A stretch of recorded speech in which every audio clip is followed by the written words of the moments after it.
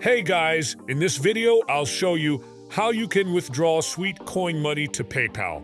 Alright, so let's begin with the video. First of all, open the Sweatcoin app on your mobile device and make sure it is updated to the latest version available.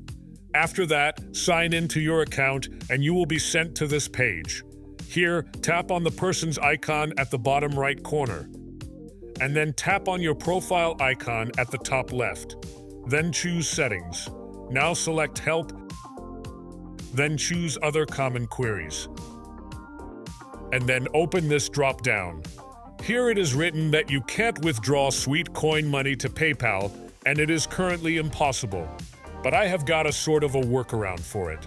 Simply close the settings. Go to the Shops page, and all of the available offers will be displayed. Now go to the gift card section and apply for the PayPal gift card.